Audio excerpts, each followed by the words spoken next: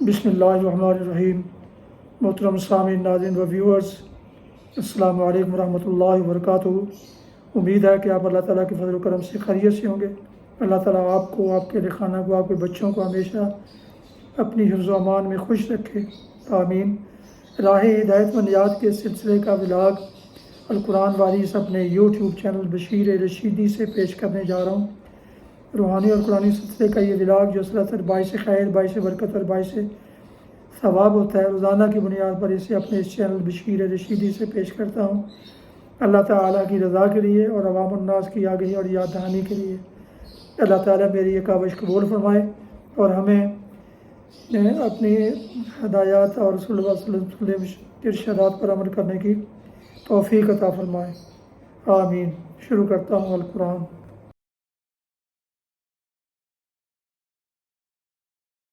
اعوذ باللہ من الشیطان الرجیم، بسم اللہ الرحمن الرحیم۔ یوم یجمعکم لیوم الجمع ذالک یوم التغابن ومن یؤمن باللہ ویعمل صالحا یکفر عنہ سیئاتہ ویدخلہ جنات تجری من تحتہا الانہار خالدین فیہا ابدا ذالک الفوز العظیم۔ والذین کفروا وکذبوا بآیاتنا اولئک اصحاب النار خالدین فیہا وبئس المصیر۔ صدق اللہ العظیم۔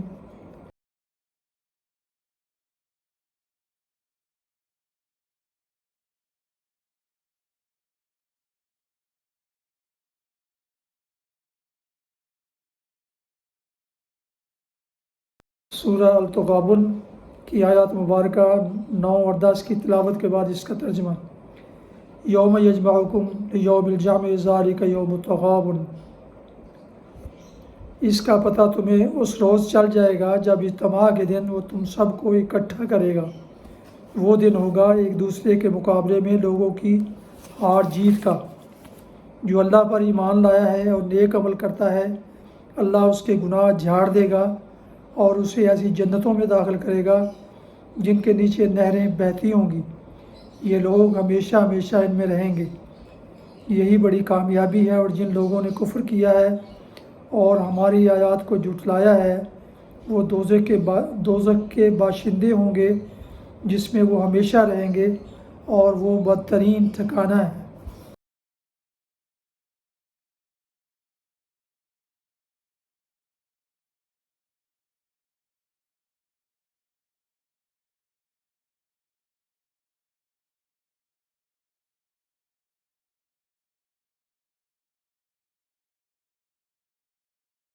تلاوت اور ترجمہ کی گئی آیات مبارکہ کی تفسیر ٹیکسٹ کی صورت میں پیش کی جا رہی ہے، ملاحظہ فرمائیں۔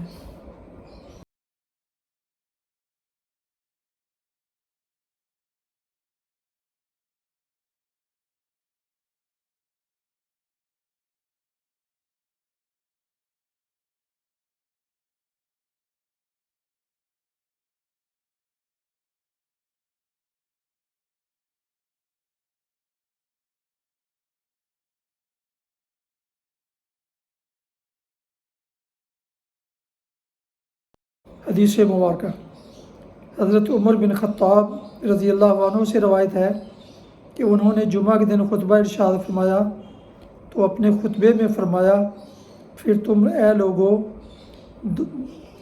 دو ایسے درخت یعنی سبزیاں کھاتے ہو جن کو کچا کھانا میں ناجائز خیال کرتا ہوں، پیاز اور لہسن۔ میں نے رسول اللہ صلی اللہ علیہ وسلم کو دیکھا جب مسجد میں کسی آدمی سے ان دو چیزوں کی بدبو آپ محسوس فرماتے تو اس کی بابت حکم دے کر اسے بقیع یعنی قبرستان تک باہر نکلوا دیتے تھے۔ پس جو شخص انہیں کھائے تو انہیں پکا کر ان کی بدبو زائل کر کے کھائے۔ صحیح مسلم کتاب المساجد حدیث نمبر 567۔ خبیث کا لفظ حرام اور ایسی چیزوں پر بھی ہوتا ہے جن کا کھانا یا اس کی بو ناگوار اور مکروہ ہو۔ پیاز اور لہسن وغیرہ جب تک یہ کچے ہوں اس اعتبار سے خبیث ہیں کہ انہیں کھا کر مسجد میں جانا ممنوع ہے، البتہ پکنے کے بعد ان کا حکم بدل جائے گا اور ان کا کھانا جائز ہوگا۔ اسی طرح مسجد میں جانے کا وقت نہ ہو تب بھی ان کو کچا کھانا جائز ہے۔ اس سے معلوم ہوا کہ جب عبادت یا اسی طرح کے کسی مقصد کے لیے مسجد، مدرسے یا کسی اور جگہ جانا ہو جہاں لوگوں کا اجتماع ہو تو وہاں ایسی چیز کھایا یا پی کر نہیں جانا چاہیے کہ جس کی بدبو دوسرے لوگوں کو بھی پہنچے۔ وہ اس کو ہر قسم کی نجاستوں اور بدبودار چیزوں سے بچا کر رکھا جائے۔ وہ اس سے تکلیف محسوس کرے، جیسے کچا لہسن، پیاز، سگریٹ اور حقہ، بیڑی وغیرہ۔ اس سے یہ بھی معلوم ہوا کہ مسجدوں کو ہر قسم کی نجاستوں اور بدبودار چیزوں سے بچا کر رکھا جائے۔ اس اعتبار سے ہمارے ملک کی بہت سی مسجدوں میں جو بیت الخلاء وغیرہ مسجد کے اندر ہوتے ہیں اور ان کی بدبو مسجد کے اندر جاتی ہے اور محسوس ہوتی ہے، یہ ناجائز ہیں۔ مسجدوں کے اندر ان کے بنانے کا قطعاً جواز نہیں ہے۔ اس قسم کی مسجدوں کو ان نجاستوں سے پاک کرنا ضروری ہے، ورنہ انتظامیہ اور ذمہ دار حضرات عند اللہ مجرم ہوں گے۔